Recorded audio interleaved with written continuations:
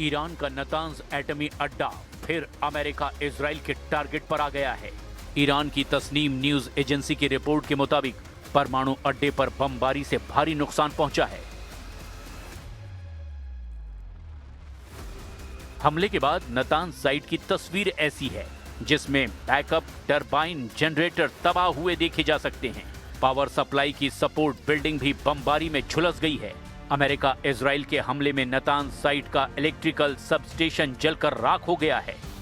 जंगी jet से drop किए गए बमों ने नतांज अड्डे के पायलट फ्यूल प्लांट को भी बर्बाद कर डाला है।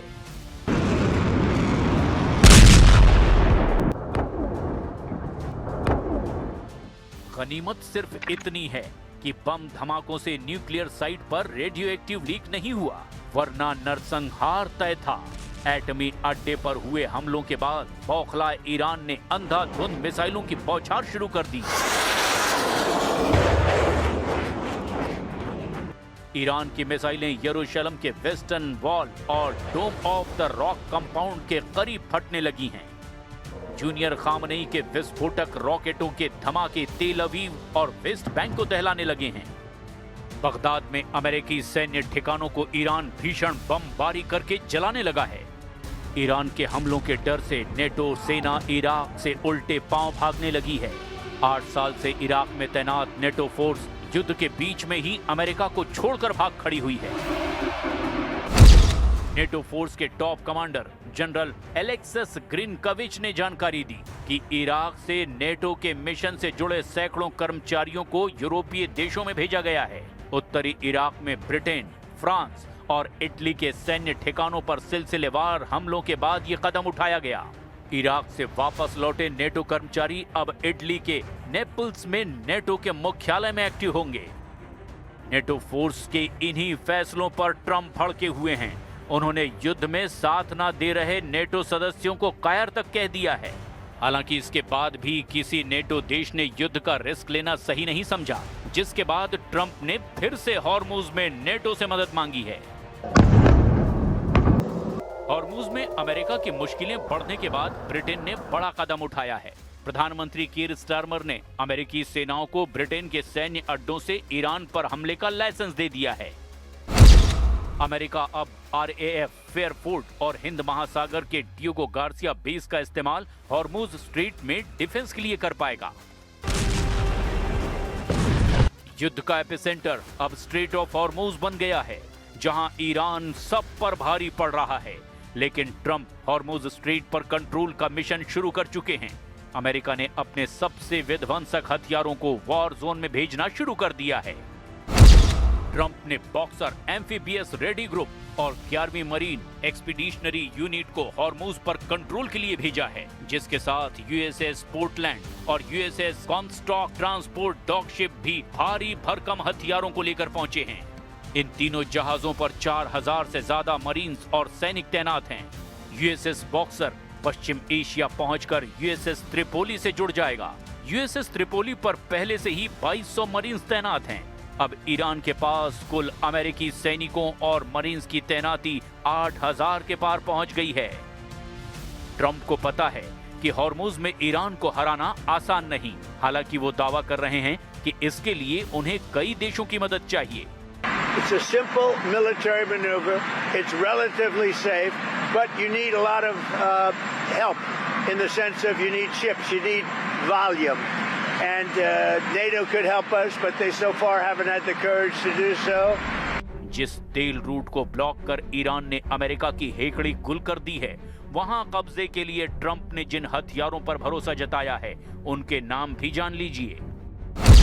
अमेरिका ने हॉर्मुज फ्रंट पर F-35B stealth fighter jet, MV-22 Osprey, ये टिल्ट रोटर एयरक्राफ्ट है, CH-53E भारी helicopter, AH-1Z Viper attack helicopter, UH-1Y Venom utility helicopter, A-10 वॉथोंग विमान और अपाचे हेलीकॉप्टर हथियारों के साथ 5000 पाउंड के बंकर बस्टर बम भी भेजे हैं। और देखिए, इस बीच ईरान के सुप्रीम लीडर ने यह भी सफाई दे दी है कि तुर्की और ओमान पर ईरान ने कोई हमला नहीं किया है। दोनों देशों पर हुए हमले को मुस्तफा खामनेई ने दुश्मनों की फूट डालने की साजिश कहा है। अमेरिका ने हथियारों की तैनाती में इजाफा मुस्तबा खामनेई की नई धमकी के बाद किया है, जिसमें मुस्तबा ने युद्ध में ईरान की जल्द जीत का दावा किया। सुप्रीम लीडर बनने के बाद मुस्तबा खामनेई का पहला ऑडियो भाषण ईरान ने रिलीज किया है। अपने भाषण में मुस्तबा ने ट्रंप के तख्ता पलट की साजिश पर करारा हमला किया। جنگ دوم کودتای دیماه بود که آمریکا و نظام صهیونی به تصور اینکه مردم ایران در اثر مشکلات اقتصادی تحمیل شده نظر دشمن را عملی می‌نمایند، با استفاده از مزدوران خود فجایع بیشماری را رقم زدند. ईरान के सुप्रीम लीडर ने यह भी सफाई दी कि तुर्की और ओमान पर ईरान ने कोई हमला नहीं किया। दोनों देशों पर हुए हमलों को मुस्तबा खामनेई ने दुश्मनों की फूट डालने की साजिश कहा है। मुस्तबा ने एक बार फिर से एटम बम बनाने वाले आरोपों को खारिज कर दिया है, लेकिन अमेरिका अभी भी ईरान की लीडरशिप की हिट लिस्ट बना रहा है। अब जिन लीडर को अमेरिका इजराइल ने टारगेट पर लिया है, उसमें मुस्तबा का नाम टॉप पर है। अमेरिका ने ईरान के 6 टॉप लीडर के सिर पर $1 करोड़ का इनाम रख दिया है। इसमें से 2 टॉप लीडर अली लारिजानी और इस्माइल खतीम का खात्मा हो चुका है, जिसके बाद मुस्तबा का नंबर बताया जा रहा है। लेकिन ईरान एक नए दांव से अमेरिका को झटका देने की तैयारी कर रहा है। ईरान के राष्ट्रपति मसूद पजेश्कियन ने इस्लामिक देशों को एक स्टेज पर लाने का प्लान बनाया है।